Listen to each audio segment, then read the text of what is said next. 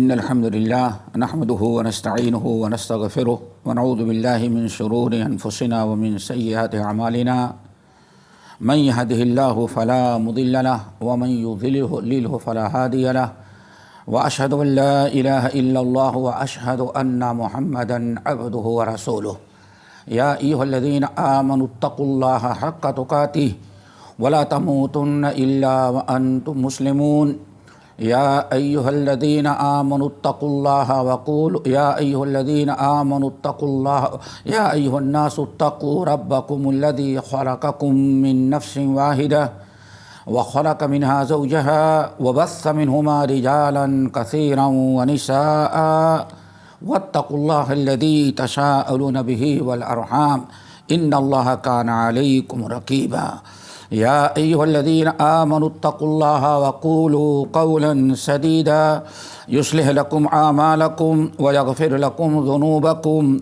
ومن يطع الله ورسوله فقد فاز فوزا عظيما أما بعد فإن خير الحديث كتاب الله وخير الهدي هدي محمد صلى الله عليه وسلم وشر الأمور محدثاتها وكل محدثة بدعة وكل بدعة ضلالة وكل ضلالة في النار فأعوذ بالله السميع العليم من الشيطان الرجيم بسم الله الرحمن الرحيم لا أقسم بهذا البلد وأنت حل بهذا البلد ووالد وما ولد لقد خلقنا الإنسان في كبد۔ محترم حضرات، دینی بھائیوں بہنوں اور اس پروگرام میں اس وقت شامل ہونے والی تمام دینی بہنیں، بڑی خوشی کی بات ہے کہ آج ایک ایسے موضوع پر گفتگو کرنے کا مشورہ دیا گیا ہے جس پر عام طور پر گفتگو کم ہوتی ہے، حالانکہ بہت زیادہ ہونی چاہیے۔ یہاں سب سے پہلے چند بنیادی چیزیں یاد رکھ لینا چاہیے۔ اسلام ایک دین کامل شامل ہے، رحمت کا دین ہے، اللہ تعالیٰ ارحم الراحمین ہیں، محمد صلی اللہ علیہ وسلم رحمت للعالمین ہیں، قرآن ہمارے لیے جو آیا ہے وہ ذکر للعالمین ہے۔ ہمارے پاس یہ ساری چیزیں موجود ہیں۔ دین یا دنیا کا کوئی بھی مسئلہ انسان کی زندگی سے جو تعلق رکھتا ہے، ایسا نہیں جس کا حل کتاب و سنت میں موجود نہ ہو۔ سارے مسائل، مشاکل، پریشانیاں، ہر چیز کا علم اللہ رب العالمین، ہر چیز کا حل اللہ تعالیٰ نے قرآن میں رکھا ہے، اس کے اسباب بیان کیے ہیں، علاج کے طریقے بتائے ہیں، اور اس کے حل کی وضاحت بھی اللہ تعالیٰ نے کتاب اللہ میں یا محمد صلی اللہ علیہ وسلم نے اپنی احادیث میں کر دیا ہے۔ لیکن سب سے بڑی مشکل یہ ہے کہ آج ہم لوگ ساری چیزوں پر ایمان تو رکھتے ہیں کہ اسلام میں ہر چیز کا حل موجود ہے، لیکن آج ہم اپنے مسائل کو دینی، شرعی اور کتاب و سنت کی روشنی میں حل کرنے کے بجائے ہم کسی اور انداز سے اس کا حل ڈھونڈنے لگتے ہیں۔ اسی لیے مرض بڑھتا گیا جوں جوں دوا کی، کوئی پریشانی ہماری حل نہیں ہوتی۔ وجہ یہ ہے کہ ہم پریشانی کا حل جو اللہ تعالیٰ نے، مشکلات کا حل جو قرآن و سنت میں اللہ اس کے رسول نے بیان کیا ہے، اسلام جو ہمیں راہ بتائی ہے، ہم نے اس کو چھوڑ دیا اور ہم کسی اور راستے سے اس کا حل چاہتے ہیں۔ ابھی چند دن پہلے کی، کل تک کی بات بتائیں آپ حضرات کو، آپ کے پڑوسی ملک میں اس وقت مسلمانوں کے ساتھ کیا رویہ، کیا مشکلات، کیا پریشانیاں ہیں۔ آپ نے دیکھا ہوگا، سنا ہوگا، نیوز دیکھتے ہیں، پیپر پڑھتے ہیں، واٹس ایپ میں دیکھتے ہوں گے کہ مسلمانوں کے ساتھ کیا کیا مسائل کھڑے کیے گئے ہیں۔ ابھی 5 دن کا دورہ تھا وہاں کا، ہر جگہ جہاں گیا ہماری اس پریشانی کا حل سیاسی طور پر ہر اعتبار سے حل کر چکے تھے، لیکن کوئی پریشانی دور نہیں ہوئی۔ لیکن بحمد اللہ یہ 5-6 پروگرام میں ہم نے ساری مشکلات کا حل قرآنی آیات اور نبی صلی اللہ علیہ وسلم کی احادیث کی روشنی میں پیش کیا، تب لوگوں کو آنکھیں کھلی۔ ہم اپنے مسائل لیڈروں کے ذریعے، قائدین کے ذریعے حل کرنا چاہتے ہیں، حالانکہ ہمارے سارے مسائل تو اللہ کتاب و سنت میں حل کیا ہے۔ ہمیں اس راہ کو اپنانے کی ضرورت ہے جس راہ سے ساری مشکلات حل ہوتی ہیں۔ تو یہ بڑی اہم چیز ہے، اس پر نگاہ ہمیں ہاری ہونی چاہیے، اور عوام کے سامنے مسائل اور مشاکل کا حل پیش کرنا چاہیے۔ آج جو اس مجلس ہماری اور آپ کی منعقد ہوئی ہے، آپ نے دیکھا کہ اس کا جو موضوع ہے آپ نے سنا، اسی سلسلے میں نے قرآن پاک کے سورہ بلد کی ابتدائی چند آیات تلاوت کی ہیں۔ اگر اس پر غور فکر کیا جائے تو انشاءاللہ ہمارے بہت سارے مسائل حل ہوں گے۔ رب العالمین نے فرمایا، بسم اللہ الرحمن الرحیم، لا اقسم بہذا البلد ووالد وما ولد۔ اللہ رب العالمین نے قسم کھایا، لا نہیں، کفار اور مشرکین جیسے سوچ رہے ہو کہ اسلام مٹ جائے گا، مسلمان ختم ہوں گے اور مسلمانوں پر ہم جیسے چاہے ظلم زیادتی کریں گے، لا، مشرکو یہ تصور سوچ چھوڑ دو۔ اقسم بہذا البلد، ہم تمہارے اس شہر مکہ کی قسم کھاتے ہیں۔ اور اے نبی، اس سارے مکے کے لوگ مل کر کے آپ کو نکالنا چاہتے، کتنی بڑی پریشانی، ذرا غور کریں، پریشانی کی ابتدا اللہ نے کی، لا اقسم بہذا البلد۔ لا سے کفار و مشرکین کے سارے عزائم اور ساری مشکلات جو رسول اللہ صلی اللہ علیہ وسلم اور مسلمانوں کے سامنے کھڑی کر رہے تھے، اللہ نے انکار کر دیا۔ لا، مشرکو، کفار مکہ کے باشندوں، کفار مکہ، یاد رکھو، تمہارا کوئی پلان، کوئی پروگرام نہ اسلام کو مٹا سکتا ہے، نہ ہمارے رسول اور مسلمان کو مٹا سکتے ہیں۔ اعلان کر دیا۔ اتنی بڑی پریشانی اور کیا ہو سکتی ہے جو اللہ کے رسول کے سامنے ہو، صحابہ کے سامنے ہو؟ لیکن اللہ نے فرمایا، لا، مشرکو، تم اپنے مشن میں کبھی کامیاب نہیں ہو سکتے۔ پھر اللہ تعالیٰ نے اپنے نبی کو لا اقسم بہذا البلد قسم کھا کے اطمینان دلایا، فرمایا وانت حل بہذا البلد۔ ہمارے نبی، اگر آپ ہجرت کر کے چلے بھی گئے ان سے مجبور ہو کر کے، تو ایک دن آپ ضرور بھی ضرور اس شہر میں داخل ہوں گے، حلول آپ کریں گے۔ وانت حل بہذا البلد، پھر اللہ نے قسم کھائی ووالد وما ولد، والد اور جو اس سے اولاد ہو۔ اللہ نے فرمایا قسم کھاتا ہوں۔ یہ تو قسم ہے، مقسم علیہ کیا ہے وہ سمجھنا ہے آپ۔ ایک ہے قسم اور دوسرا مقسم علیہ۔ قسم تو ہے لا اقسم بہذا البلد وانت حل بہذا البلد ووالد وما ولد، یہ تو قسم ہے۔ ہمیں مقسم علیہ سمجھنا ہے کہ مقسم علیہ کیا ہے۔ اللہ نے فرمایا مقسم علیہ لقد خلقنا الانسان فی کبد، ہم نے انسان کو پیدا کیا کبد کے اندر۔ یہی آپ حضرات یاد رکھیں، اللہ تعالیٰ نے کئی قسمیں کھائے، اقسم بہذا البلد ووالد وما ولد، پھر قسم کھانے کے بعد مقسم علیہ لقد خلقنا الانسان فی کبد، انسان کو تو ہم نے کبد میں پیدا ہی کیا ہے، انسان کو ہم نے کبد میں پیدا کیا ہے۔ اب کبد کیا چیز ہے وہی اصل میں سمجھنے کی ضرورت ہے ہمیں۔ کبد، لقد خلقنا الانسان فی کبد، ہم نے انسان کو کبد میں پیدا کیا ہے۔ کبد مشقت، پریشانی، دقت، دشواریاں، مشکلات، ان تمام چیزوں کا ایک نام اللہ نے کبد، لقد خلقنا الانسان فی کبد۔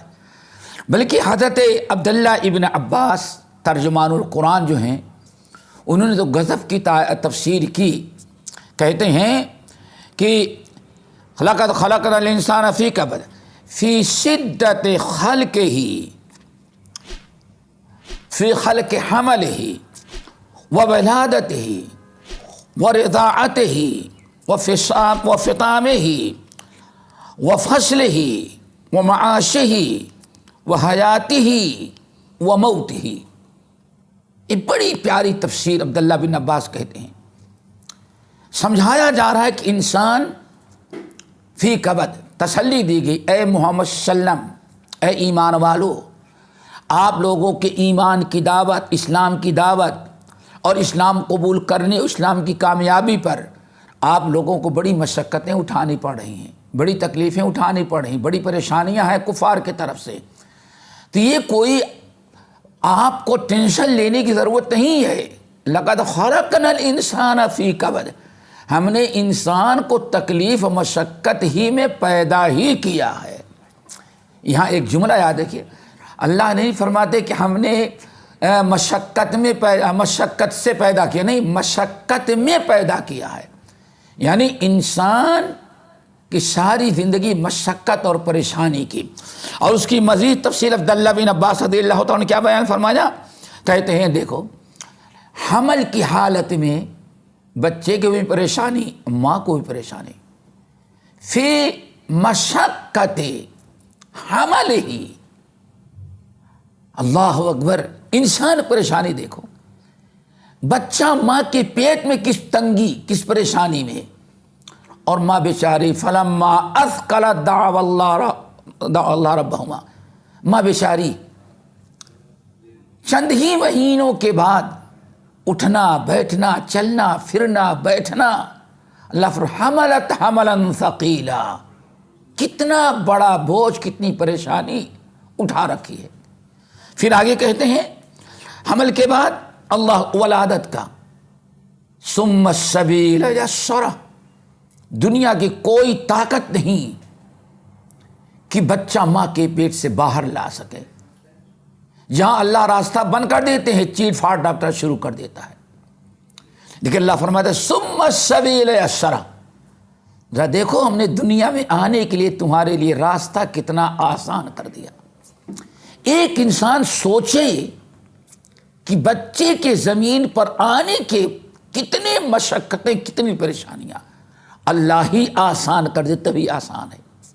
ورنہ کائنات میں کوئی اس ولادت کے وقت جو ماں کو تکلیف ہوتی ہے اور جس طرح سے بچہ تولد پاتا ہے، کوئی ناممکنات میں سے، میں نے کہا جہاں اللہ تعالیٰ نے ذرا مشقت نہ چاہا تو ماں کا پیٹ پھاڑ پھاڑ کر کے چیڑ چیڑ کر کے بچے کو نکالا جاتا ہے، لیکن رب نے فرمایا ثم السبیل یسرہ، حمل کی مدت پورے ہونے کے بعد اللہ نے راستہ تمہارے لیے آسان کر دیا۔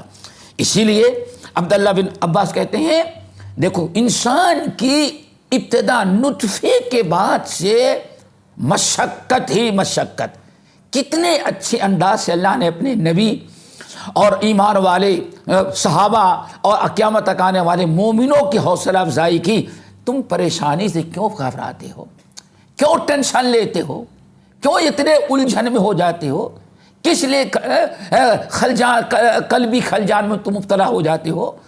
تم ذرا سوچو کتنی مشقتیں اور کتنی دشوار گزار گھاٹیاں طے کرنے کے بعد اللہ نے تم کو اس حالت میں بنایا ہے۔ جس رب نے ماں کے پیٹ میں تمہاری پریشانیوں پر تمہیں صبر دیا اور ہر پریشانی سے اللہ نے تمہیں بچایا، صحت اور عافیت میں رکھا، یہ آج جو دنیا میں آ جانے کے بعد پریشانیاں جو آئیں گی، اس میں بھی اللہ تعالیٰ تمہاری مدد کرے گا، تمہارے لیے آسانی کرے گا، بشرطے کہ تم اللہ تعالیٰ کے فیصلے پر خوش رہو، راضی رہو۔ اور آگے کیا کہتے ہیں؟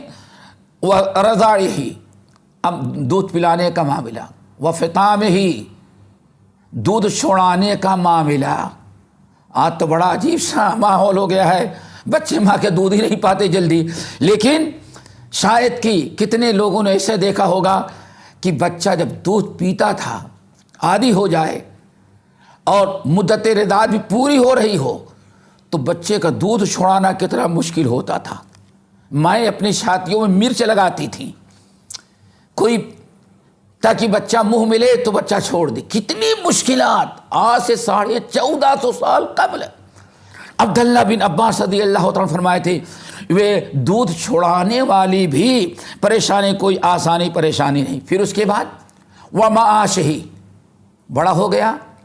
اب دنیا کا معاش یعنی دنیا کی زندگی، کھانے پینے کے انتظام کہاں سے کرے، کاروبار کی پریشانی، نوکری چاکری کی پریشانی، بچوں کی تربیت کی پریشانی، اللہ جائیداد پراپرٹی کی پریشانی. عبداللہ بن عباس رضی اللہ تعالیٰ عنہ کہتے ہیں سب کچھ اللہ رب العالمین کا ایک نظام ہے. وحیاتہ، اور زندگی میں کیسی کیسی پریشانیاں، ان کے علاوہ بھی زندگی کی پریشانی، اور سب سے بڑی پریشانی وموتہ، موت کی پریشانی. تو انسان کو پریشانی سے گھبرانا نہیں چاہیے. انسان کی فطرت میں اور خلقت میں اللہ نے رکھا ہے پریشانی. لقد خلقنا الانسان فی کبد، ہم نے انسان کو تو پریشانیوں ہی میں پیدا کیا ہے. یہ پریشانیاں قیامت تک اس کے لیے باقی رہے گی. ایک روایت اور ہے، بڑی عجیب سے بات ہے. حضرت امام حسن بصری رحمۃ اللہ علیہ کا قول سنیں، اور کہتے ہیں کہ یقابد مصائب الدنیا، اللہ یقابد مصائب الدنیا وشدت الآخرہ. اے ایمان والو، تم پریشانی سے کیوں گھبراتے ہو؟ اپنے ٹینشن، اپنے الجھن کو اتنا سیریس بنا دیتے ہو کہ پاگل خانے میں چلے جاتے ہو تم. ارے ذرا ہمت سے کام لو، اپنے مقام مرتبے، اپنی اصل خلقت پر غور کرو. یقابدو، کہتے ہیں یقابدو علی مصائب الدنیا، دنیا میں بھی پریشانیاں رہیں گی، اور بڑی پریشانیاں تو انسان کی آخرت میں آئیں گی. ان پریشانیوں میں صبر و استقامت سے کام لینا، یہ اصل میں ایک مومن کی شایان شان ہے. عبداللہ بن عباس رضی اللہ تعالیٰ عنہ کی ایک روایت، کہتے ہیں یقابد الشکر علی السراء ویقابد الصبر علی الضراء. اللہ اکبر، کتنی پیاری بات کہی. اگر آج کا مسلمان عبداللہ بن عباس، امام حسن بصری رحمۃ اللہ علیہ نے اس آیت کی جو تفسیر کی، اگر اس پر غور کر لے تو کبھی ٹینشن میں نہیں آئے گا، کبھی انسان پریشانی میں مبتلا نہیں ہوگا. ہمیشہ صبر سے، ہمت سے، قوت سے، طاقت سے، اور اللہ تعالیٰ سے حسن ظن اور اچھی امید سے کام لے گا. کتنی پیاری بات کہتے ہیں، ذرا سنیں. کہتے ہیں عبداللہ بن عباس اور امام حسن بصری، یقابد الشکر علی السراء، اللہ تعالیٰ تم کو پریشانیوں میں شکر کرنا پڑے گا. شکر کرنے میں تم کو پریشانیاں آئیں گی. کیوں؟ جب تک اللہ تعالیٰ کا شکر نہیں ادا کرو گے، اللہ تعالیٰ تم سے راضی نہیں ہوگا. اور اسی طرح سے یقابد الصبر علی الضراء، انسان کہتے ہیں کہ دو ہی حالت ہوتی ہے، یا تو پریشانی یا خوشحالی. پوری انسانی زندگی دو چیزوں پر قائم ہے. یقابد مصائب علی الشکر، یا مصیبتوں میں انسان اللہ تعالیٰ سے صبر سے کام لے گا، یا خوشحالی میں انسان شکر سے. صبر اور شکر، یہی یا تو کبھی خوشحالی میں ہے تو ہمیں شکر ادا کرنا ہے، اور کبھی پریشانی آزمائش میں ہے تو ہمیں ٹینشن لینے کے بجائے صبر کرنا ہے، اور اللہ رب العالمین سے دعا کرنا ہے کہ ربنا افرغ علینا صبرا وثبت اقدامنا وانصرنا علی القوم الکافرین. اللہ رب العالمین صبر اور شکر سے جو بندہ کام لیتا ہے اس سے بہت زیادہ اللہ تعالیٰ خوش رہتے ہیں. ایک آیت تو سن لیا، ایک دوسری آیت اور آپ حد لوگوں کے سامنے پیش کرتے ہیں. کل نفس ذائقۃ الموت، کل نفس ذائقۃ الموت وَنَبْلُوكُمْ بِالشَّرِّ وَالْخَيْرِ فِتْنَةً وَإِلَيْنَا تُرْجَعُونَ. اگر آپ اس آیت پر غور کر لیں اور پہلی آیت کا مطلب جو آیا سمجھ گئے، پھر اختصار اس کو سمجھ لیں. اللہ پورے کفار و مشرکین، پوری دنیا کے لوگ نبی صلی اللہ علیہ وسلم اور صحابہ کو ستا رہے تھے، پریشان کر رکھا تھا. جو بھی اپنا پاور استعمال کر کے اسلام اور مسلمانوں کو نقصان پہنچا سکتے ہیں وہ سب اپنا لیا تھا. لیکن اللہ نے ایک طرف تو کافروں کو فرمایا، کافر خبردار، یاد تم کبھی کامیاب نہیں ہوگے.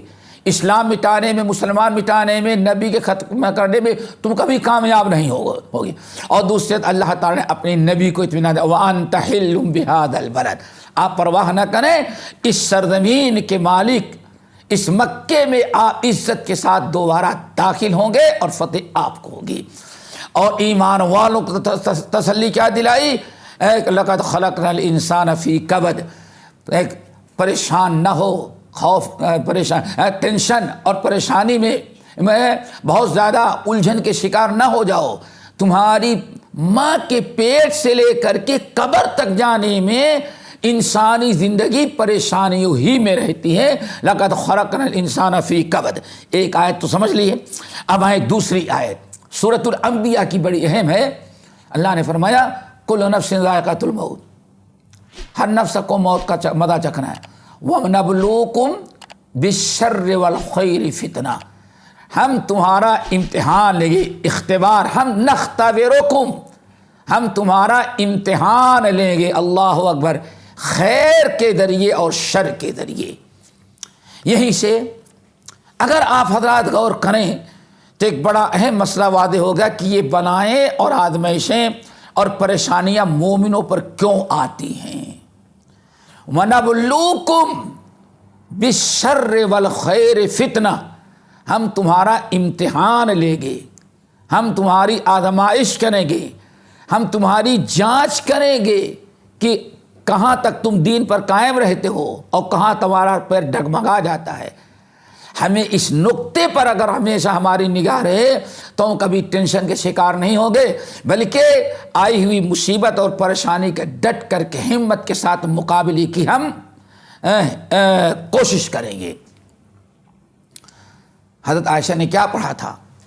صبت علی مصائب لو انہا صبت علی الایام سرن اللیالیا۔ ام المومنین عائشہ نے نبی علیہ السلام کی وفات پر ذرا سوچے، 18 سال کی عمر ہو اور بیوگی کا وقت آ جائے۔ حضرت عائشہ اس موقع پر کہتی تھی صبت علی مصائب لو انہا صبت علی مصائب لو انہا صبت الایام سرن اللیالیا۔ لوگو، میرے اوپر تو ایسی مصیبت، ایسی آزمائش آئی ہے کہ اللہ کی قسم یہ آزمائش اور مصیبت دن دہاڑے سورج پر ڈال دی جائے تو سورج غائب ہو جائے، ختم ہو جائے، رات دن جو ہے وہ رات میں تبدیل ہو جائے۔ اگر یہ مصیبت پہاڑ پر اللہ نازل کر دیتا تو پہاڑ بھی صبر نہیں کر سکتا، ریزی ریزی بن جاتا۔ لیکن عائشہ کہتی ہیں ہم اللہ تعالیٰ کا فیصلے میں خوش ہیں، ہم اس پر صبر کرتے ہیں۔ صبت علی مصائب لو انہا صبت علی الایام سرن اللیالیا۔ تو ہمارا کام یہ ہے کہ صبر و ہمت سے کام لینا، ہر آنے والے پریشانی کا مقابلہ ہم حسن ظن، صبر، استقامت سے لیں۔ اللہ تعالیٰ کا فرمان کتنا اہم ہے، اس کو سمجھیں۔ سورۃ الانبیاء کی آیت وَكُلُّ نَفْسٍ ذَائِقَةُ الْمَوْتِ، اے لوگو تم میں سے ہر انسان کو موت کا مزہ چکھے کے جانا ہی جانا ہے۔ اللہ اکبر، کتنی پیاری بات بیان کی۔ کیا مطلب ہے؟ یہ تو ہم بھی جانتے ہیں کہ مرنا ہے، مرنے کے بعد ختم ہو جائیں گے۔ اشارہ یہ ہے کہ یہ چند روزہ دنیا کی زندگی جو ہے اس میں پریشانیاں آتی رہیں گی، لیکن موت تک اگر تمہارے ایمان اور عمل صالح اچھے رہے تو موت کے بعد آرام ہی آرام ہے، کوئی پریشانی، کوئی ٹینشن پھر تمہیں نہیں ہوگا۔ لیکن ایک ٹینشن والی زندگی یہ ہے جس میں تمہیں نیک اعمال کر کے اپنی آخرت اور اپنی قبر اور حشر کو سنوارنا ہے۔ کل نفس ذائقۃ الموت، آگے بیان فرمایا، اور اسی دنیا کی زندگی میں جب تک تمہاری موت نہ آئے، وَنَبْلُوكُمْ بِالشَّرِّ وَالْخَيْرِ فِتْنَةً، ہم تمہیں آزمائیں گے، تمہارا امتحان لیں گے خیر اور شر کے ساتھ۔ تمام سامعین، ہماری دینی بہنیں اور بھائی، اس چیز پر ذرا یاد غور کریں۔ اللہ فرماتے ہیں وَنَبْلُوكُمْ، ہم تمہارا امتحان لیں گے، ٹیسٹ لیں گے، ہم ٹیسٹ کریں گے، ذرا دیکھیں، ایک جائزہ تمہارا لیں گے، امتحان لیں گے۔ کس کے ذریعے؟ شر کے ذریعے اور خیر کے ذریعے۔ اور اس آزمائش کا مقصد کیا ہے؟ اسی امتحان گاہ میں امتحان دے دینے کے بعد، آزمائش کے بعد، وَإِلَيْنَا تُرْجَعُونَ، پھر ہمارے ہی پاس واپس لوٹ کے آ جاؤ گے۔ یہ دنیا دارالامتحان ہے، دارالابتلاء ہے۔ اللہ فرماتے ہیں یہاں ہم خیر اور شر کے ذریعے تم کو آزمائیں گے، وَإِلَيْنَا تُرْجَعُونَ، پھر ہمارے پاس لوٹ کے چلا آنا ہے، اس دنیا میں رہنا نہیں۔ یعنی یہ مصیبت اور پریشانی ہمیشہ کے لیے نہیں ہوتی، یہ چند روزہ دنیاوی زندگی میں ہے بس۔ اب آئیں اس کی تفسیر ذرا سنیں۔ حضرت عبداللہ ابن عباس ترجمان القرآن رضی اللہ تعالیٰ عنہما، ہم ان کی تفسیر بہت مفسرین تفسیر کی، لیکن اس لیے پیش کرتے ہیں کہ سب سے اچھی تفسیر جامع معنی ان کی ہوتی ہے۔ کہتے ہیں وَنَبْلُوكُمْ بِالشَّرِّ وَالْخَيْرِ فِتْنَةً، اب ذرا غور کریں، کہتے ہیں نَبْتَلِيكُمْ بِالشِّدَّةِ، نَبْتَلِيكُمْ بِالشِّدَّةِ وَالرُّخَاءِ۔ نمبر ایک، نَبْتَلِيكُمْ بِالشِّدَّةِ وَالرُّخَاءِ، ہم کبھی خوشحالی دے کے آزمائیں گے اور کبھی پریشانی میں، تنگی میں مبتلا کر کے آپ کو آزمائیں گے۔ اللہ اکبر۔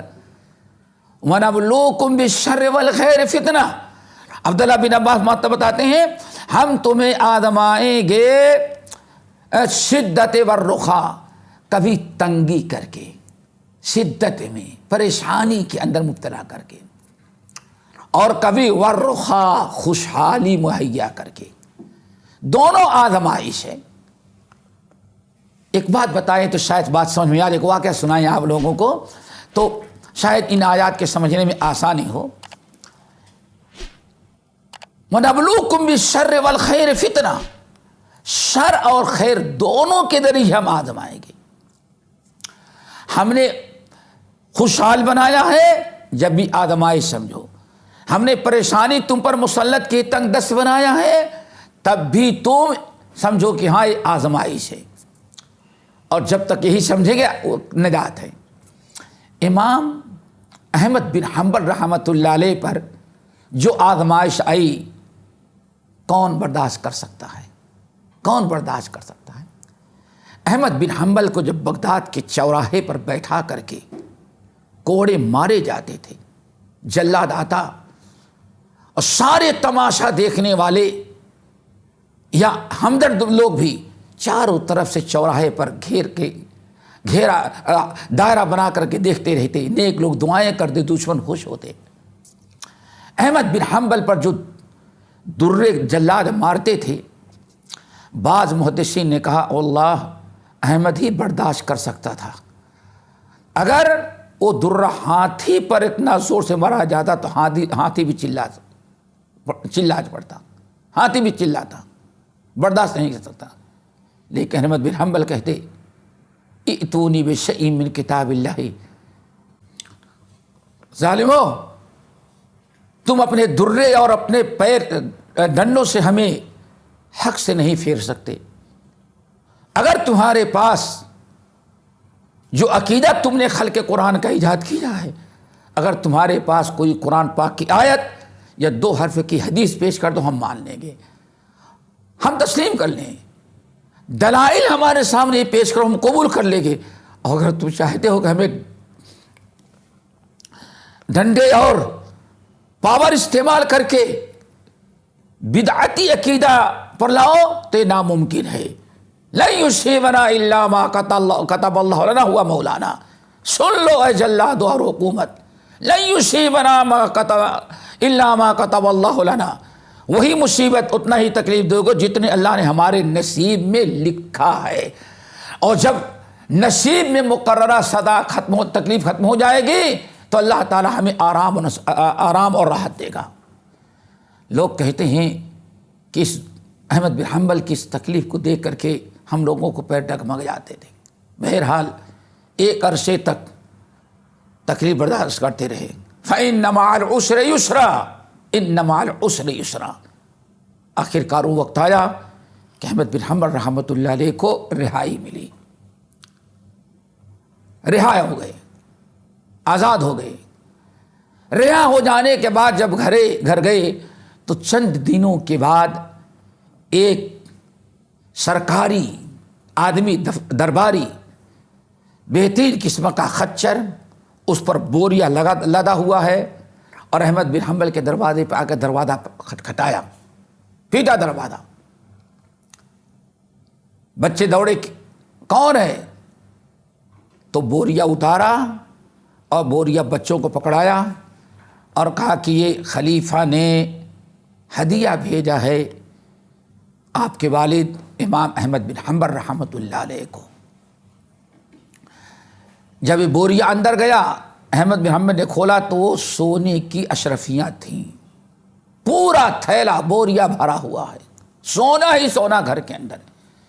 دیکھتے ہی احمد بن حنبل رونے لگے، ہچکیاں بندھ گئیں، بہت زیادہ روئے، پریشان ہو گئے۔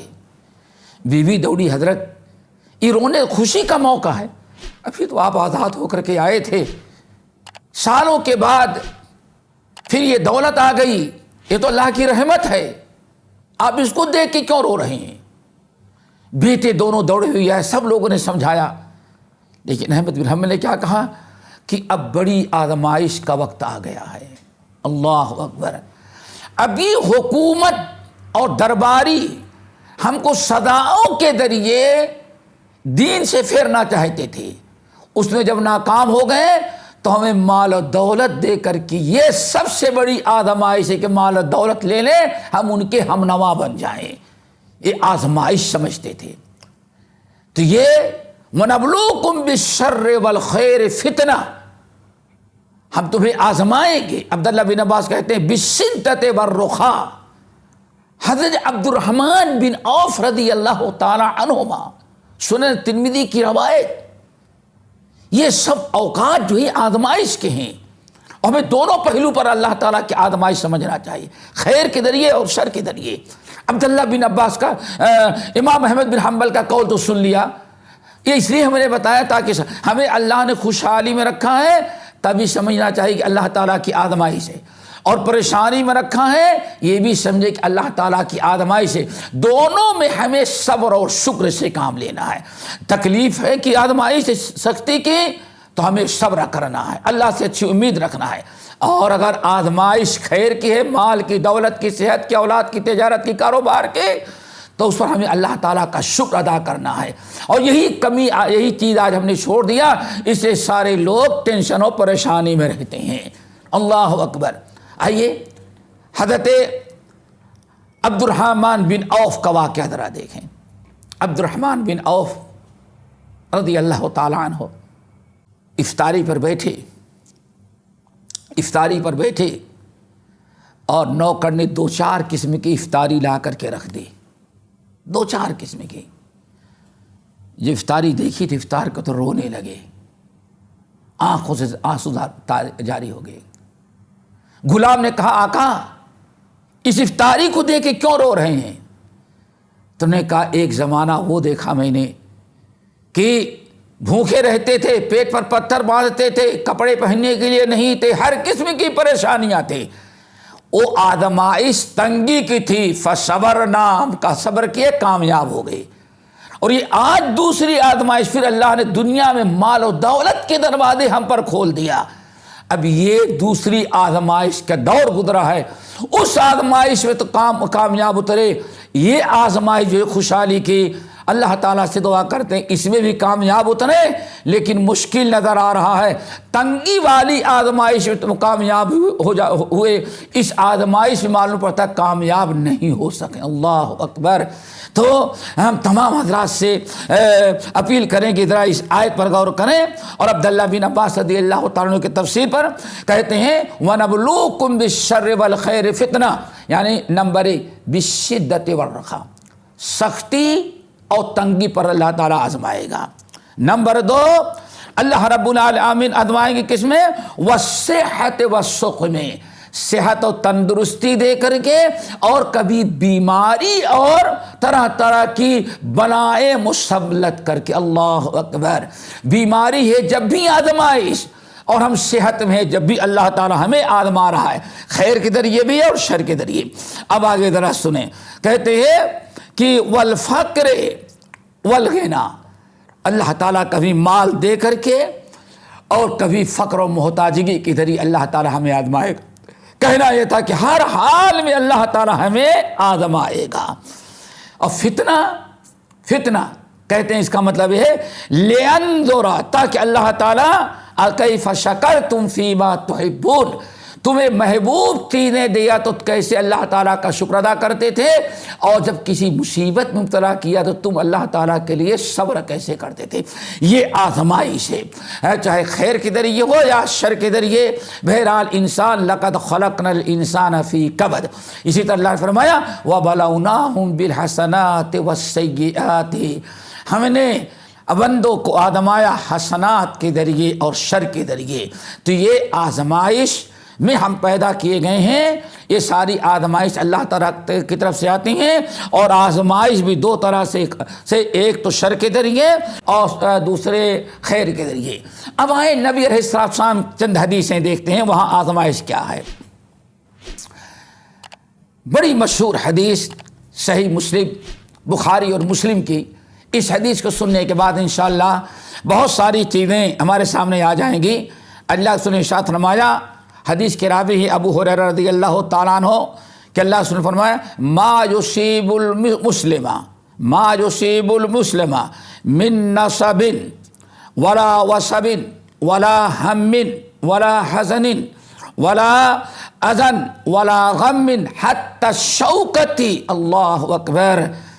دیکھ اللہ کے رسول سب کا تذکرہ کر دیا، اور ان میں کیا فرق ہے انشاءاللہ ہم آخر میں سمجھائیں گے کسی نشست میں۔ اللہ کے رسول نے فرمایا ما یصیب المسلم من نصب، کسی مسلمان کو کوئی تکلیف پہنچتی ہے، وصب کوئی دکھ پہنچتا ہے، ہم کوئی ہم کہتے ہیں ہم ٹینشن کوئی بھی ٹینشن اس کو لاحق ہوتا ہے، ولا حزن اور حزن کوئی غم اس کو لاحق ہوتا ہے، ولا اذن کوئی اس کو تکلیف پہنچتی ہے، ولا غم کوئی اس کو غم پہنچتا ہے، حتی الشوکۃ التی یشاقها، یہاں تک کہ کوئی کانٹا چلتے ہوئے اس کے پیر میں چبھ جاتا ہے۔ کتنی چیزیں ہو گئیں، اللہ اکبر۔ صحیح بخاری مسلم کا روایت، وصب نصب وصب ہم حسن اور غم اذا، یہ 7 چیزیں اللہ کے بیان فرمائیں، یہاں تک کہ کانٹا اگر چبھ جاتا ہے، جب بھی ہوتا ہے اگر ایمان والا اس پر ہمت سے کام لے تو اللہ کفر اللہ، تو ان تمام کے ذریعے بندے کے سارے گناہ اللہ تعالیٰ معاف کر دیتے ہیں۔ ہمارے لیے مشکل کیا ہے، ہم غم کو لے کے بیٹھ گئے، سوچتے رہے اسی ٹینشن میں۔ اگر سوچے بھائی اللہ تعالیٰ کا ہمارے آزما رہا ہے، ایک مسئلہ سوچ لیں بس۔ ہم سوچتے ہیں کیوں ہوا، کیسے ہوا، کیوں ہوا، اللہ ہمارے پیچھے کیوں پڑا، کیا ہم ہی اللہ اکیلے ملے تھے اللہ تعالیٰ کے لیے، فلاں دیکھو اس پر کوئی بلا نہیں، ہندو کے دیکھو بڑا کوئی بلا نہیں، یہی سب سوچنے لگتے ہیں۔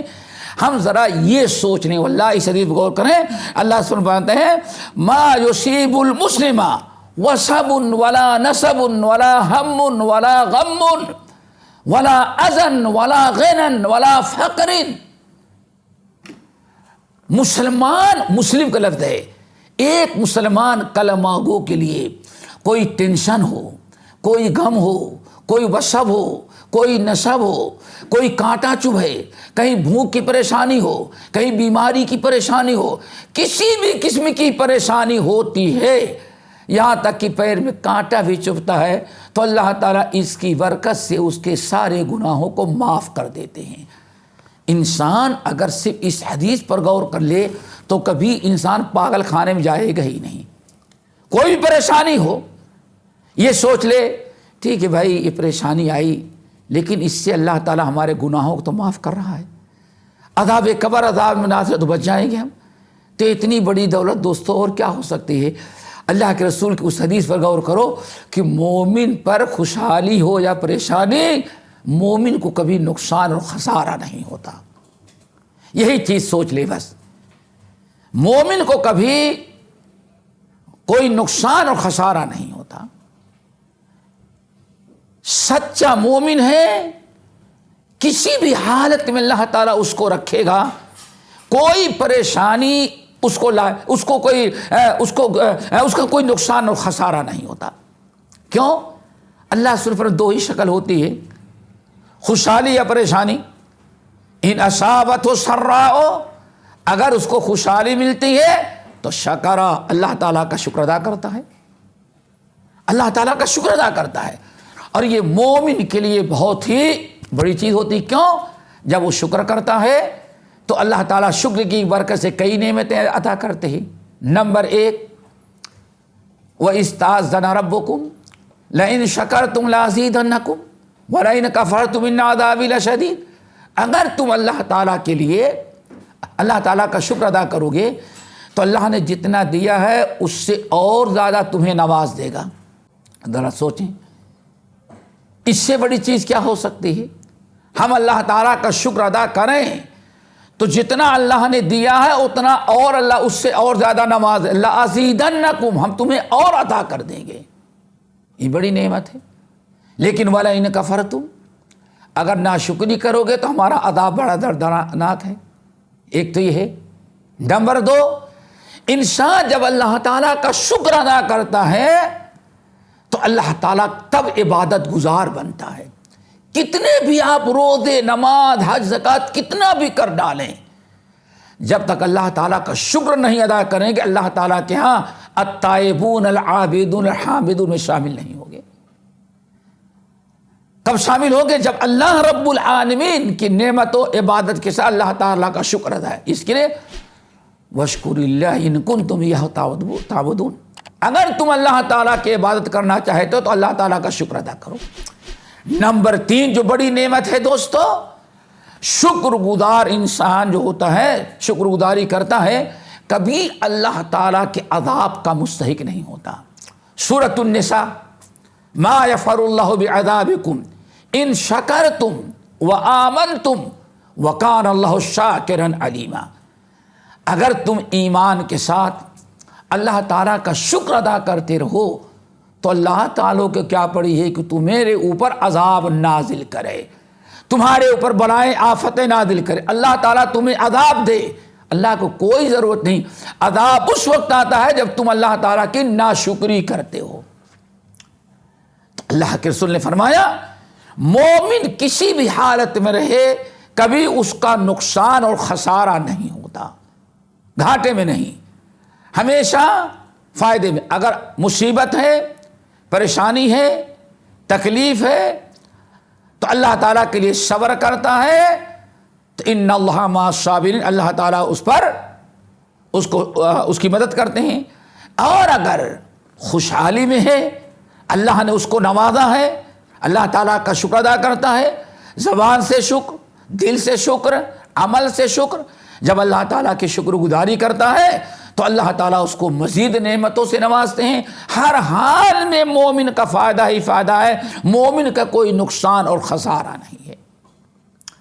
اسی لیے اللہ رسول نے ارشاد فرمایا اتنی بڑی چیز کیا ہو سکتی ہے کہ انسان جب گناہ آزمائش میں اللہ تعالیٰ اس کو مبتلا کرے، کوئی پریشانی آ جائے اور وہ اگر اللہ رب العالمین کے لیے صبر کرے تو اللہ تعالیٰ اس کے ان آزمائش کے میں صبر کی برکت سے اللہ تعالیٰ پچھلی زندگی کے سارے گناہ اس کے معاف کر دیتے ہیں۔ اللہ تعالیٰ اگر ہمیں توفیق دے، آفتوں اور بلاؤں تنگ دستی میں اگر ہم یہ سوچنے لگیں کہ ہمارے گناہوں کا کفارہ ہو رہا ہے تو شاید کبھی ہمیں پریشانی نہ ہو۔ ایک مثال دیتے ہیں، ذرا دیکھیں تو شاید ہمارے دل میں بات اور اتر جائے۔ صحیح بخاری کی روایت، اگر آپ اسی ایک حدیث پر مسلمان غور کریں کہ کوئی بھی پریشانی، یہاں تک کہ کانٹا اگر چبھ جاتا ہے اس پر مومن صبر کرتا ہے تو اس سے بھی اس کے گناہوں کی معافی ہوتی ہے۔ تنگ دستی کاروبار چل رہے تھے، لاکھوں کی آمدنی تھی، حالات بدل گئے، اللہ نے خیر کے ذریعے آزمایا، اب شر کے ذریعے آزما رہا ہے، تنگ دستی کے ذریعے، تو ہمیں صبر سے کام لینا چاہیے، پچھلی زندگی کو یاد کر کے اللہ تعالیٰ کا شکر ادا کرنا چاہیے۔ بہرحال ایک حدیث سناتے ہیں تو بات اور واضح ہو جائے گی۔ یہی سلف یہی کرتے تھے، ہمیں کوئی ٹینشن آیا، کوئی پریشانی، ہم اسی میں گھستے جاتے ہیں، پریشانیاں بڑھتی جاتی ہیں۔ لیکن اگر ہم یہ سوچ لیں کہ بھائی تھوڑی سی پریشانی ہے لیکن فائدہ ایک گناہوں کی بڑی سارے گناہ معاف ہوتے جا رہے ہیں، تو شاید انسان کبھی ٹینشن میں نہیں جائے گا۔ کیوں؟ وہ صبر کرے گا اور خوش ہوگا، اللہ تعالی ہمارے گناہوں کا کفارہ بنا دے رہے ہیں۔ اور صحابہ اسلاف کے نزدیک اس کی کتنی قدر و قیمت تھی، اس حدیث سے سنیں جو بخاری اور مسلم کی ہے۔ عبداللہ بن عباس رضی اللہ تعالیٰ عنہ بیٹھے ہوئے تھے ایک جگہ، ایسے ہی ان کے شاگرد تھے، کئی شاگرد، قتادہ ہیں، عطا بن ابی رباح ہیں، یہ سارے لوگ بیٹھے ہوئے تھے۔ ایک کالی کلوٹی بوڑھی عورت بد شکل بالکل سامنے سے گزر رہی تھی۔ جب وہ گزر گئی تو عبداللہ بن عباس نے اپنے شاگردوں کو بتایا، کیا میں تم لوگوں کو ایک جنتی عورت نہ بتا دوں؟ اللہ، کیا میں تمہیں ایک جنتی عورت دکھاؤں جو زمین پر چلتی پھرتے جنتی عورت کو دیکھ لو تم؟ سارے شاگردوں کا ضرور دکھائیں۔ کہا یہ دیکھو عورت جا رہی بوڑھی کالی والی، اللہ اکبر، شکل سے صورت سے محروم، لیکن اپنے صبر کے ذریعے اللہ تعالیٰ کا فیصلہ کہ گناہوں کا کفارہ، اجر و ثواب، اس کی وہ پیکر تھی۔ فوراً لوگوں نے کہا لوگوں نے کہا اتنی عورتیں مدینہ میں، اتنی صحابیات ہیں، آپ اسی کو کیوں اشارہ کریں؟ یہ کیوں؟ کیا اس کے علاوہ کوئی جنتی عورت نہیں ہے؟ کہا ہوگی، لیکن اس کے لیے اللہ کے رسول نے جنتی ہونے کی بشارت دی ہے۔ کہا وہ کیا ہے؟ کہنے لگے کہ اس عورت کو مرگی کی بیماری تھی، مرگی کی بیماری۔ یہ بیچاری مرگی کا دورہ پڑتا تو اتنی شدت کا دورہ ہوتا، گر جاتی، ہاتھ پیر پٹک دی تکلیف میں تو اس کے بے پردگی ہو جاتی تھی، کپڑا جو ہے ذرا سرک جاتا تھا تو جسم کا بعض سطر جو ہے وہ کھل جاتا تھا۔ تنگ آ گئی، ایک دن نبی علیہ السلام کے پاس آئی، کہنے کہ یا رسول اللہ انی اسرع، مجھے مرگی کی بڑی سخت بیماری ہے، بڑا دورہ پڑتا ہے، تو ادعو اللہ ان یشفینی، آپ دعا کر دیں کہ اللہ تعالیٰ مجھے شفا دے دے۔ اللہ اکبر، ہر بیمار چاہتا ہے شفا ملے، دعا بھی کرنی چاہیے، دوا و علاج بھی کرنا چاہیے، لیکن ان تمام کے بعد صبر کا دامن اور اللہ تعالیٰ کے فیصلے پر خوش ہونا چاہیے۔ یا رسول اللہ ادعو اللہ ان یشفینی، آپ دعا کر دیں کہ اللہ تعالیٰ ہم کو شفا دے دے۔ اللہ نے ارشاد فرمایا، دیکھو اگر تم چاہو تو ہم دعا کر دیں، اللہ تعالیٰ تم کو شفا دے دے گا اور بالکل چنگی ہو جاؤ گے، تم بالکل بیماری ختم ہو جائے گی۔ لیکن وَإِن شِئْتِ صَبَرْتِ فَلَكِ الْجَنَّةُ، اور اگر تم صبر کر ڈالو تو اللہ تعالیٰ اس صبر کے بدلے تمہیں جنت دے دے گا۔ ان کو سب سے بڑی فکر جنت کی ہوتی تھی، اجر و ثواب کی، نیکی کی۔ جب اس ماں نے سنا، اس عورت نے سنا کہ اللہ کے رسول صلی اللہ علیہ وسلم فرما رہے ہیں ہم چاہو تو دعا کریں اچھی ہو جاؤ گی، شفا مل جائے گی، لیکن اگر تم صبر کر لو تو اللہ تعالیٰ اس پر صبر کی برکت سے تمہیں جنت میں داخل کر دے گا۔ تو عبداللہ بن عباس نے کہا، اس عورت نے کہا یا رسول اللہ نہیں دعا نہ کریں، میں صبر کروں گی۔ کیوں؟ اس کی نگاہ جنت پر تھی، اس بیماری میں صبر کرنے پر اسے کیا ملے گا اس پر اس کی نگاہ تھی۔ اور دنیا کے اندر صحت مل جائے اس سے بڑی دولت وہ تھی جس کی طرح اللہ کے رسول نے اشارہ کیا۔ کہتی یا رسول اللہ نہیں آپ بیماری کی دعا نہ کریں، میں صبر کروں گی تاکہ مجھے جنت مل جائے۔ عبداللہ بن عباس نے کہا اس لیے میں نے دیکھا یہ جنتی عورت جا رہی ہے۔ اللہ اکبر، ایک عورت، ایک ان پڑھ، امیہ بالکل، بادی کالی کلوٹی، کسی کے گھر میں کام کرنے والی، جب اس نے بیماری میں ٹینشن لینے کے بجائے صبر سے کام لیا، اور اس بیماری میں صبر پر کرنے پر کیا اللہ تعالیٰ دیں گے اس پر اس نے نگاہ کیا، تو اللہ تعالیٰ نے اس کو جنتی بنا دیا۔ ہم لوگ ایک بیماری آئی، اس کو سوچ سوچ کر کے 10 بیماریاں اور پیدا کر لیتے، دوا کرو، علاج کرو، اللہ تعالیٰ سے دعا کرو، اور سب کچھ کرنے کے باوجود بھی اگر شفا نہیں ملتی تو اللہ تعالیٰ کا فیصلہ سمجھ کے صبر کرو، اور اس کے بدلے تمہارے گناہوں کی مغفرت، جنت میں درجات بلند، اور اللہ تعالیٰ تمہارے اوپر اپنا رحم و کرم کرے گا۔ ہماری نگاہ اگر بھی ان نتائج پر ہو تو کبھی ہم کسی پریشانی میں نہیں مبتلا ہوں گے۔ اور آج خودکشی کم کرتا ہے جب انسان سے بیماری پر نگاہ رکھتا ہے، اپنی مشکلات پر نگاہ رکھتا ہے، اور ان مشکلات پر اگر صبر کرتا تو اللہ کیا دے گا، اس پر اس کی نگاہ نہیں ہوتی۔ اسی لیے انسان کبھی ٹرین کے نیچے، کبھی کنویں کے اندر، کبھی پہاڑ کے اوپر، کبھی آگ لگا کے جلا لیتا ہے، اور اپنے آپ کو پریشانی میں مبتلا کر لیتا ہے، ٹینشن بڑھتا ہی جاتا ہے۔ وجہ یہی ہے کہ ہاں وہ کتاب و سنت کی روشنی میں یہ جو آئی ہوئی بلا ہے اس کو حل کرنے اور کسی عالم کے پاس بیٹھ کر کے سوچنے سمجھنے کے لیے کوشش نہیں کرتا۔ اللہ اکبر۔ لیکن اللہ کے رسول نے فرمایا، وہ اس عورت نے کہا یا رسول اللہ میں صبر تو کروں گی، ذرا دیکھیں پردے کا کتنا لحاظ۔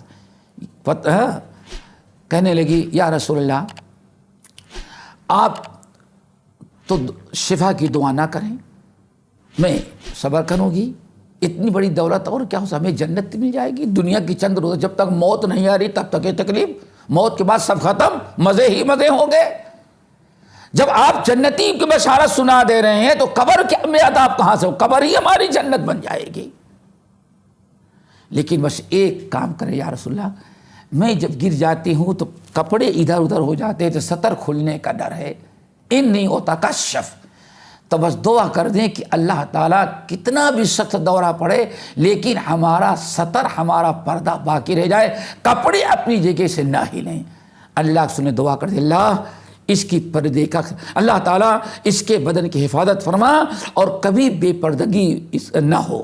عبداللہ بن عباس کہتے ہیں ہم نے دیکھا کتنا بھی سخت دورہ ہوتا تھا لیکن اس عورت کا کبھی کپڑا اپنی جگہ سے سرکتا نہیں تھا۔ تو ہم تمام ساتھیوں سے اپیل کریں گے کہ بیماری پر، تنگی پر، روزی روٹی کی، بیماری کی کتنی بھی تنگی ہو، اگر ٹینشن کو دور کرنا ہے تو اس کے کئی اسباب ہیں، کیا کرنا ہم بتائیں گے انشاءاللہ آئندہ، لیکن ابھی فی الحال یاد رکھیں کہ آپ صرف ایک سوچ لیں کہ یہ دنیا کی تکلیف تو ہے، اگر ہم نے صبر کیا، علاج معالجہ کیا جائے اس طریقے سے، اگر ہم نے صبر کیا تو اس کا بدلہ اللہ تعالیٰ کیا دے رہا ہے، اللہ تعالیٰ کیا کتنا بڑا انعام ملا ہے، اس پر آپ نگاہ کریں تو انشاءاللہ ساری مصیبتیں رفع ہو جائیں گی اور کوئی پریشانی آپ کو نہیں ہوگی۔ اس سلسلے میں ایک بڑی اہم حدیث ام المومنین عائشہ رضی اللہ تعالیٰ عنہ کی آپ کو سناتے ہیں، انشاءاللہ اس کو سننے کے بعد بات اور بڑی اچھی واضح ہو جائے گی۔ یہ سنن ترمذی وغیرہ کی حدیث ہے، ذرا دیکھیں اس کو۔ اللہ اکبر۔ حضرت عائشہ رضی اللہ تعالیٰ عنہ نبی رسول سے بہت سوال کرتی تھیں، علم حاصل کرنے کا شوق تھا، تو جب آیت نازل ہوئی تو لوگوں نے ایک مرتبہ حضرت عائشہ کے پاس لوگ آئے، قرآن مجید کی کوئی آیت وراثت کا یا اور کوئی مسئلہ جب مردوں میں نہیں حل ہوتا تھا تو کہاں حل ہوتا تھا؟ وہ حضرت عائشہ کے پاس۔ یہ بھی بڑا عجیب مسئلہ ہے۔ صحابہ کہتے ہیں جب ہم لوگ اپنی مجلس میں کسی مسئلے پر ڈسکس کرتے اور مسئلہ حل نہ ہوتا تو حکم ہوتا ہے کہ اچھا بھائی 2 آدمی ایک آدمی چلے جائے عائشہ سے پوچھ کر کے وہاں مسئلہ حل ہو جائے گا، تو وہ مسئلہ حضرت عائشہ حل کرتی تھیں۔ تو کچھ لوگ آئے حضرت عائشہ رضی اللہ تعالیٰ عنہ کے پاس، کہنے لگے کہ عائشہ دیکھو ٹینشن کیسے دور ہوتا ہے اور یہ جو الجھن ہے کیسے دور ہوتی ہے، یہ کب دور ہوگی؟ جب ہم علم والوں کے پاس جائیں گے۔ اور آج پریشانی ہوتی تو انسان دباتا ہے، کتنا دیکھے اس کا حل ڈاکٹروں نے کیا کیا ہے، اللہ تعالیٰ کی طرف رجوع کرو۔ دیکھو کچھ لوگ آئے کہنے لگے عائشہ مائی جان، اماں جان دو آیتیں قرآن پاک کی انہوں نے مجھے بڑے ٹینشن میں ڈال دیا ہے، نہیں سمجھ میں آتا. کہا کیا سمجھو بتاؤ. کل ایک آیت تو ہے ان تبدوا ما فی انفسکم او تخفوہ یحاسبکم بہ اللہ. پہلی آیت تو یہ ہے ان تبدوا ما فی انفسکم او تخفوہ، تمہارے دل میں جو چیز ہے نفس میں ظاہر کرو یا چھپاؤ، اللہ تعالیٰ تمہاری پکڑ اس پر ضرور کرے گا. سمجھ میں نہیں آتا. اب دل میں کوئی بات کھٹک جائے اس پر بھی اللہ پکڑنے لگے تو کون نجات پائے گا. ایک آیت تو یہ ہے. دوسری آیت کہنے لگی، لوگوں نے کہا دوسری آیت کون سی ہے؟ تو انہوں نے کہا دوسری آیت وَمَن يَعْمَلْ سُوءًا يُجْزَ بِهِ، جس نے کوئی بھی گناہ کیا چھوٹا سے چھوٹا اللہ اس کا بدلہ ضرور دے گا. تو عائشہ ذرا بتاؤ اب ہم میں کون ایسا ہے جو نجات پائے؟ دیکھا شکوک، شبہات، ٹینشن، الجھن، ساری پریشانیاں، دل و دماغ الجھ کر کے رہ گیا. اب تو جنت کے کوئی چانس ہی نہیں. کیوں؟ اللہ نے فرمایا مَن يَعْمَلْ سُوءًا يُجْزَ بِهِ، جس نے چھوٹا سے بھی گناہ کیا اس کی سزا اللہ تعالیٰ تم کو دے گا. اور پہلی آیت ان تبدوا ما فی انفسکم او تخفوہ یحاسبکم بہ اللہ، تم چاہے دل کی بات ظاہر کرو یا چھپاؤ اللہ تعالیٰ بہرحال تمہیں پکڑے گا ضرور، تمہیں حساب دینا ہے اس کا.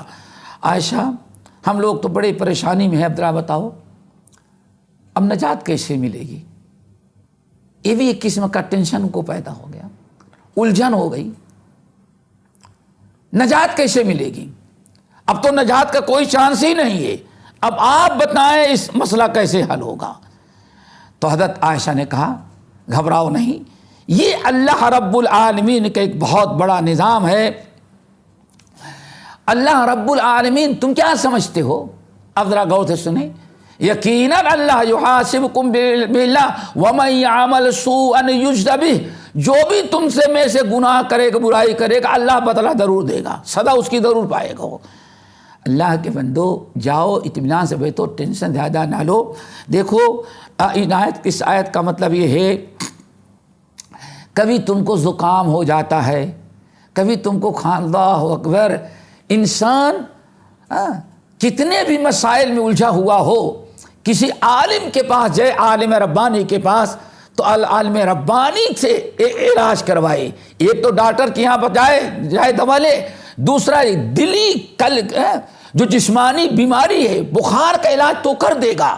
لیکن اگر آپ کو الجھن ہے، ٹینشن ہے، پریشانی ہے، دل میں خلش پیدا ہو گئی، اس کا علاج کوئی ڈاکٹر نہیں کر سکے گا، اس کو دین کا ڈاکٹر عالم دین کرے گا. ذرا سوچو صحابہ حضرت عائشہ رضی اللہ تعالیٰ عنہ کے پاس ایک جماعت آتی ہے، سب ٹینشن میں ہے، پریشانی میں. اب نجات کیسے ملے گی جب ہر گناہ کی سزا اللہ ہم سے دے گا؟ وَمَن يَعْمَلْ سُوءًا يُجْزَ بِهِ، جس نے ذرہ برابر تم میں سے کسی نے گناہ کیا سزا اللہ تعالیٰ دے گا. اب کون عذاب سے بچے گا؟ اتنی الجھن، اتنا ٹینشن ان کے پاس. تو آئے فوراً حضرت عائشہ نے کہا دیکھو اس کا ٹینشن نہ لو. آیت کا مطلب یہ ہے کہ تمہارے گھر میں جو تم کو زکام ہو جاتا ہے، نزلہ ہو جاتا ہے، بخار آ جاتا ہے، جو زکام تم کو ہو جاتا ہے اور تم اس پر جو صبر کرتے ہو، تو اسی زکام، بخار، کھانسی کی برکت سے یہ جو گناہ تمہارے ہوتے رہتے ہیں اللہ تعالیٰ سارے گناہوں کو معاف کر دے گا. اور آج کیا معاملہ ہے؟ ایک مثال دیتے ہیں آپ کو. اسلام نے تو وعدے کر دیا کہ اگر تم زکام ہوتا ہے، پہلے تو اصول دیکھیں، میں یعمل سوءا یجز بہ، جو بھی تم میں گناہ کرے گا اللہ تعالیٰ اس کو سزا ضرور دیں گے. اب لوگوں نے کیا سوچا کہ جب ہر گناہ کی سزا اللہ دینے لگے گا تو اب نجات کا کیا چانس رہ گیا؟ کون انسان ایسا ہے جس سے کوئی گناہ نہ ہوتا ہو؟ تو اب تو سزا ہی پاتے رہیں گے ہم. سوچ یہ تھی. لیکن ام المومنین عائشہ نے کیا بتایا؟ سارا ٹینشن دور، قیامت تک کے لیے ہمارے اور آپ کے لیے رہنمائی مل گئی. حضرت عائشہ نے کہا دیکھو یہ جو چلتے پھرتے تم سے گناہ ہو جاتے ہیں، اللہ چھوڑے گا تو نہیں، اللہ سزا دے گا. لیکن وہ گناہوں کی سزا کیسے ہوگی؟ کہتی ہیں اگر زکام ہو گیا تم کو، کھانسی آ گئی، بخار آ گیا، نزلہ زکام ہو گیا، تو اس کی برکت سے تم سے 24 گھنٹے گناہ ہوتے رہتے تھے چھوٹے موٹے، اللہ تعالیٰ اس تمہارے زکام یا کھانسی یا نزلہ یا اسی طرح سے بخار آ گیا، اس کی برکت سے وہ سارے گناہ معاف کر دیتے ہیں۔ اللہ اکبر۔ پھر آگے کیا فرماتی ہیں؟ حد تو یہ ہو گئی کہ اگر کوئی انسان، آگے کہتی ہیں حتی البضاعۃ یضعها فی قمیصہ، اگر اس نے چند ٹکے اپنے قمیص کے جیب میں ٹانک دیا، اب ڈھونڈتا ہے وہ مل نہیں رہا ہے۔ اللہ اکبر۔ جیب میں کوئی چیز رکھا تھا، کہیں گر گئی یا کسی نے نکال لیا یا کہیں رکھ کے بھول گیا، اب اس کو ٹینشن دوڑا، یہاں جاتا ہے وہاں جاتا ہے۔ حضرت عائشہ کہتی ہیں اگر جیب سے کوئی چیز کہیں ادھر ادھر ہو گئی اور اس کا ٹینشن، اس کی فکر اور تکلیف میں انسان ادھر بھاگ دوڑ کر رہا ہے، تو اس غائب ہونے والی چیز پر جو اس کو تکلیف پہنچ رہی ہے، اس کی برکت سے بھی اللہ اس کے گناہوں کو معاف کر دیتے ہیں۔ اور کیا چاہیے بھائی؟ اس سے بھی آگے بڑھ کر کے حضرت عائشہ رضی اللہ تعالیٰ کہتی ہیں کہ انسان کو چاہیے کہ خوب اچھی طرح سے اسے سمجھے۔ کہتے ہیں یہاں تک کہ اگر انسان کو کہیں چلتے پھرتے کانٹا چبھ جاتا ہے، تو یہ چھوٹے چھوٹے گناہ جو ہوتے ہیں، انسان اگر نماز کا، روزے کا اور ساری چیزوں کا اہتمام کر اور اس طرح سے تکلیفیں ہو جاتی ہیں، تو اس کے گناہ اللہ تعالیٰ ویسے ہی معاف کر دیتے ہیں، گناہوں سے پاک کر دیتے ہیں، جیسے خالی سونے کو پگھلا کر کے سونار مٹی سے سونے کو بالکل الگ تھرک کر لیتا ہے۔ یہ ٹینشن کا بہت بڑا علاج ہے کہ انسان ان احادیث کو سوچے سمجھے کہ آخر یہ ساری پریشانیاں آتی ہیں، اگر ہمارا سارا معاملہ ٹھیک ٹھاک نظر آ رہا ہے، پھر یہ ہمارے لیے کفارہ بن جاتے ان گناہوں کا، ان خطاؤں کا جن کا علم ہمیں نہیں، ہم سے ہوئی ہے، اللہ تعالیٰ جانتا ہے لیکن مجھے علم نہیں۔ اب یہی دیکھو، اس کو چھوڑ دینے کے بعد ٹینشن کتنا۔ ایک مثال، آج انسان جا رہا تھا، پیر میں ٹھوکر لگ گئی، ایک ناخن نکل گیا، ٹھیک ہے، اس دن تو صبر کر لیا۔ گھر میں آیا، اللہ نہ کرے کہیں گلاس ٹوٹا اور کانچ چبھ گیا، 2-3 حادثے ایسے لگاتار ہو جائیں تو بس اس کا مطلب کسی نے کچھ کر دیا۔ اب یہی انسان ذرا دیکھو، اب سارا ٹینشن، اور بیوی کو بتایا، بیوی اس سے زیادہ ٹینشن ہے، ماں کو بتایا اس سے زیادہ، نہیں کسی نے کچھ کر دیا، یعنی ساری بنائی کیوں آ رہی ہیں؟ اگر وہ اب عقیدہ بھی برباد کیا، اور پیر صاحب نے کیا کہا اور راکی نے کیا کہا، ارے صاحب کسی نے کالا جادو اور اس ظالم نے بتایا پورے خاندان پر کر دیا ہے کسی۔ اللہ اکبر۔ اگر انسان اللہ سے فرمائے یا عائشہ تو، یا عائشہ تو، اگر چلتے ہوئے تمہارا بہکی رحمت اللہ نقل کرتے ہیں تمہارا دوپٹہ کہیں کانٹے میں پھنس گیا اور چند دھاگے نکل گئے، تو انا للہ و انا الیہ راجعون پڑھنا، تم سے کہیں مسٹیک ہوتی رہی، اسی لیے اللہ تعالیٰ نے تمہیں ہوشیار کر دیا، عائشہ انا للہ پڑھو اور اپنے دوپٹے کو صحیح کر لو۔ اللہ رسول فرمایا چلتے پھرتے انسان کے اگر پیر میں کہیں کانٹا بھی چبھ جاتا ہے، تو کانٹا بھی چبھ گیا تو انا للہ پڑھے اور سوچے کہ ہاں تھوڑی سی کہیں سے مسٹیک ہو سکتا ہے، آج جماعت چھوڑ گئی ہو سکتا ہے آج نماز نہ پڑھ سکا ہو سکتا ہے جماعت چھوڑ دی ہو سکتا ہے نگاہیں غلط، تو آپ سے تو غلطی ہی ہوئی لیکن آپ یاد نہیں رکھتے۔ اللہ تعالیٰ چاہتے کہ میرا نیک بندہ ہمارے یہاں آئے تو اس کے نام اعمال میں کوئی گناہ باقی نہ رہے۔ تو ہمیں چاہیے کہ اس انداز سے سوچیں گے تو انشاءاللہ بہت ہمارے لیے امن و امان اور سکون کا معاملہ ہوگا۔ یہ جو آزمائشیں آتی ہیں، ہم صرف آزمائش بلاؤں کو، آفتوں کو سمجھتے ہیں، دوسری طرف جو ہمیں اللہ تعالیٰ نوازتا ہے اس کو آزمائش نہیں سمجھتے۔ تو سورہ انبیاء والی آیت پر ذرا خیال رکھیں، وَنَبْلُوكُمْ بِالشَّرِّ وَالْخَيْرِ والخیر فتنہ، خیر اور شر دونوں کے ذریعے ہم تمہارا امتحان لیں گے۔ امتحان سمجھا جائے، آزمائش سمجھی جائے، یا کچھ ہم سے کوتاہیاں ہوئی ان کو سمجھا جائے، یا کبھی ایسا بھی ہوتا ہے ہم سے کوئی غلطی نہیں، کوئی کوتاہی نہیں، کوئی لغزش نہیں، لیکن اللہ تعالیٰ نے جنت میں جو اعلیٰ مقام اور درجہ ہمارے لیے مقرر کر رکھا ہے، ہم وہاں تک پہنچ نہیں پا رہے ہیں اپنے اعمال کے ذریعے، اپنی نیکیوں کے ذریعے، تو اللہ تعالیٰ ہمیں کسی پریشانی میں، کسی اور مصیبت میں، کسی بلا میں مبتلا کر دیتے ہیں، تاکہ اس میں ہم صبر کریں اور صبر کریں اور اس صبر کے برکت سے اللہ تعالیٰ وہ اعلیٰ درجے کا جنت اور اعلیٰ درجے کی جنت اور جنت کا مقام ہمیں عطا کر دے جو اپنی عبادات کے ذریعے ہم حاصل نہیں کر سکتے تھے۔ یہ اللہ رب العالمین کا دوستو ایک نظام ہے، اللہ تعالیٰ کی بڑی حکمتیں ہیں۔ کوئی کام اللہ تعالیٰ کا کوئی بھی کام، کوئی بھی فیصلہ اللہ رب العالمین کی حکمت سے خالی نہیں ہوتا۔ ہمیں ہر چیز کو غلط انداز سے سوچنے کے بجائے کبھی مثبت پہلو سے بھی سوچیں کہ اللہ تعالیٰ ہمارے ساتھ اس کو خیر کر رکھتا ہے۔ نبی علیہ السلام کی حدیث، اذا اراد اللہ بعبد خیرا، جب اللہ تعالیٰ کسی بندے کے ساتھ بھلائی کا، خیر و برکت کا معاملہ کرنا چاہتے ہیں تو اللہ تعالیٰ اس کے اوپر کوئی مصیبت یا کوئی پریشانی مسلط کر دیتے ہیں۔ اللہ اکبر۔ پھر اللہ سنے شاعت فرمایا مسلط اس لیے کر دیتے ہیں تاکہ اللہ تعالیٰ کے ہاں اس مصیبت میں صبر کریں اور اس کے نام اعمال کے جتنے گناہ لکھے گئے ہیں سارے گناہوں کو اللہ تعالیٰ معاف کر کے اس کا معاملہ بالکل صاف ستھرا کر دے۔